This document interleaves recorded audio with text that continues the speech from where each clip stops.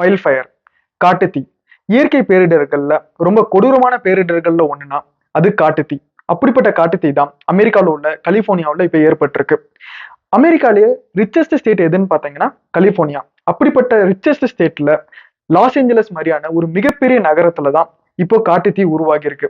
Loss ஏஞ்சலஸை சுத்தி உள்ள பகுதிகள்னு சொல்லிட்டு பல இடங்கள்ல இந்த காட்டுத்தீ எல்லாத்தையுமே எரிச்சு நாசமாக்கிக்கிட்டு இருக்கு.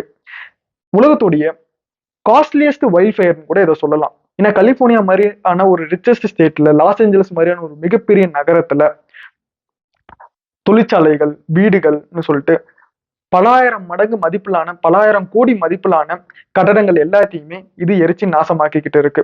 பட் கலிபோர்னியாவில் எப்படி காட்டுத்தீ உருவாகுது? கலிபோர்னியாவை பொறுத்த வரைக்கும் காட்டுத்தீன்றது புதுசு கிடையாது. ஏன்னா அது யூஸ்வலாவே ஒரு வறண்ட நிலப்பகுதி. ஒரு பர்டிகுலர் இயர்ல பல முறை அங்க காட்டுத்தீ உருவாகும். குறிப்பா ஜூன் டு அக்டோபர் தான் இங்க வைல்ட் ஃபயர் சீசன்னே சொல்லுவாங்க. ஏன்னா ஜூன் டு அக்டோபர் இங்க காட்டுத்தீ உருவாகக்கூடிய அபாயம் அதிகம். ஏன்னா ஏப்ரல்ல வெயில் காலம் தொடங்கும். 2 மாசத்துல மரம், செடி, கொடி, நிலப்பகுதின்னு சொல்லிட்டு எல்லாமே வறண்டு போகும். ஸோ ஜூன் டு அக்டோபர் எப்போ வேணா காட்டுத்தீ இங்க உருவாகக்கூடிய அபாயம் இங்க இருக்கு. பட் கரெக்டா அக்டோபர் பாத்தீங்கன்னா அக்டோபர் எண்டு நவம்பர் மாசத்துல இங்க ஓரளவுக்கு மழை பெய்யும். ஸோ ஓரளவுக்கு மழை பெய்யறதுனால மரம், செடி, கொடின்னு சொல்லிட்டு எல்லாமே நனைஞ்சு ஈரமாயிடும். ஸோ அதனால அதுக்கப்புறம் காட்டுத்தீ உருவாகக்கூடிய அபாயம்ன்றது இங்க ரொம்பவே குறைவு தான். அதோட அடுத்த வெயில் காலத்துல தான் இங்க காட்டுத்தீ உருவாகும். பட் இந்த தடவை பாத்தீங்கன்னா ஜனவரி மாசத்துல காட்டுத்தீ உருவாகி இருக்கு. குளிர்காலத்துல, வின்டர் சீசன்ல காட்டுத்தீ உருவாகி இருக்கு. இது ரொம்ப ரேரான சினாரியோன்னு சொல்லலாம். அதுக்கு காரணம் என்னன்னு பாத்தீங்கன்னா கடந்த 8 மாசமாவே இங்க மழை கிடையாது. வடக்கு கலிபோர்னியாவில கூட ஓரளவுக்கு மழை பெஞ்சிருக்கு. ஆனா தெற்கு கலிபோர்னியாவில கடந்த 8 மாசமாவே மழையே கிடையாது. ஸோ இன்னுமும் இந்த நிலப்பகுதி எல்லாமே வறண்டு போய் தான் கிடக்குது.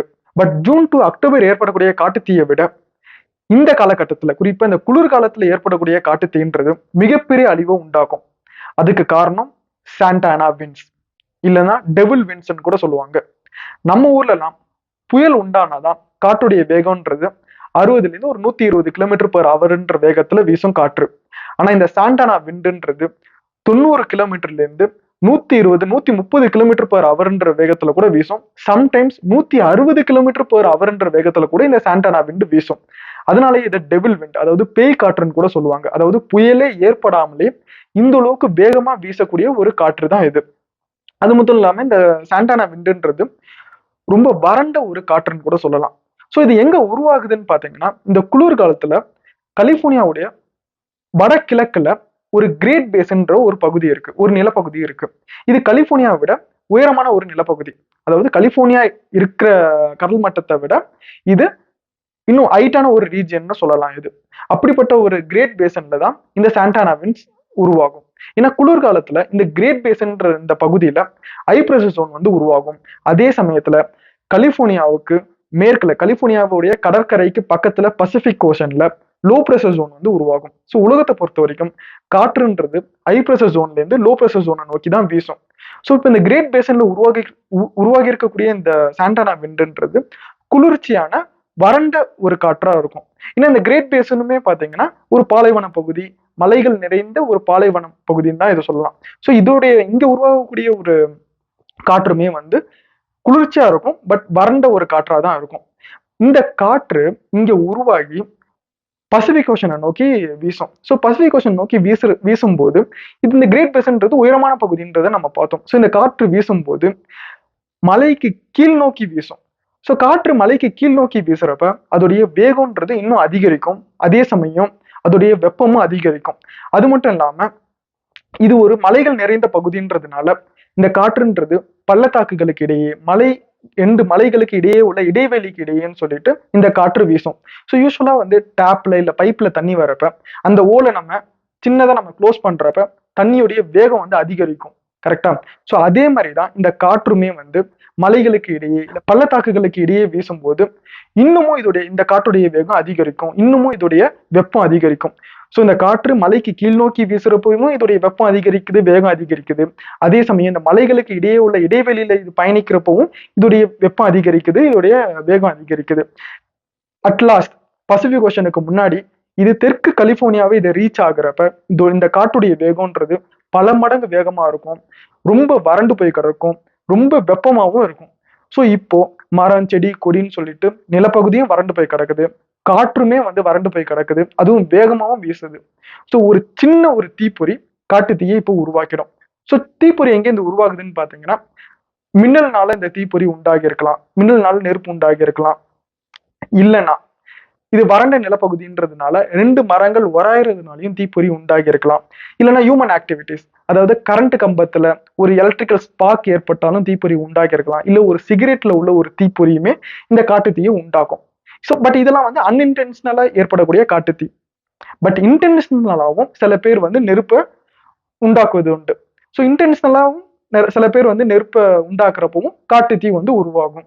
ஸோ நிலப்பகுதி வறண்டு போய் கிடக்குது, காற்று வறண்டு போய் கிடக்குது, இந்த பகுதியே வந்து ஒரு வறண்ட வெப்பமான ஒரு பகுதி. ஸோ காட்டுத்தீ உருவாக ஒரு பெர்ஃபெக்டான ஒரு சுச்சுவேஷன் இதெல்லாம் சொல்லலாம்.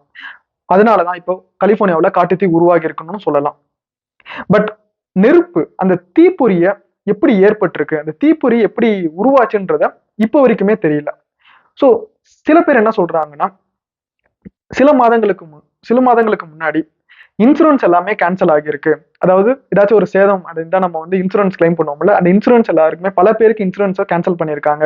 அதே போல கவர்மெண்ட் வந்து ஃபயர் டிபார்ட்மெண்ட்டுக்கு அலோகேட் பண்ணக்கூடிய பட்ஜெட்டும் வந்து கம்மியா அலோகேட் பண்ணியிருக்காங்க.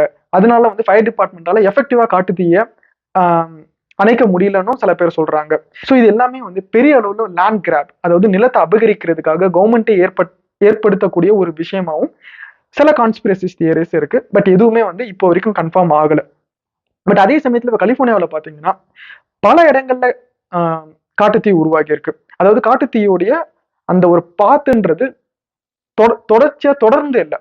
இங்க ஒரு இடத்துல உருவாகி இருக்கு, தூரத்துல வேற ஒரு இடத்துல காட்டுத்தீ உருவாகி இருக்கு, வேற ஒரு இடத்துல தூரத்துல காட்டுத்தீ உருவாகி இருக்கு. ஸோ இது எப்படி உருவாகுதுன்னு பாத்தீங்கன்னா, நம்ம முன்னாடியே சொன்னோம், இந்த குளிர்காலத்துல ஏற்படக்கூடிய காட்டுத்தீ மிகப்பெரிய அளவுல அழிவு உண்டாக்கும். அதுக்கு காரணம் சாண்டானா விண்ட்ஸ்.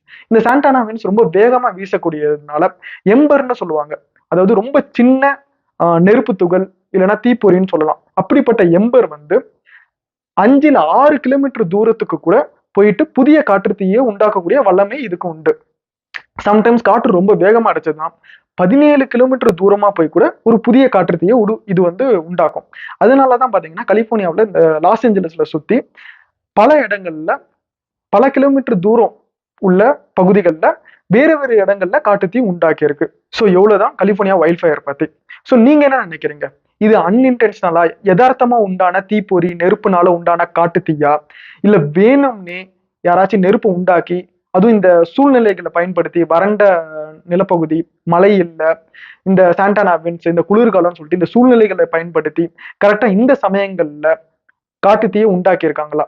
ஸோ நீங்க என்ன நினைக்கிறீங்க? இதை பத்தி உங்களுடைய கருத்துக்களை கமெண்ட்ஸ்ல சொல்லுங்க. ஸோ நீங்க இன்னும் நம்ம சேனலுக்கு சப்ஸ்கிரைப் பண்ணலன்னா சப்ஸ்கிரைப் பண்ணிக்கோங்க. அதே போல நம்ம சேனல் மெம்பரா இன்னும் ஜாயின் பண்ணலனாலும் ஜாயின் பண்ணிக்கோங்க. So see you guys on next video. Bye.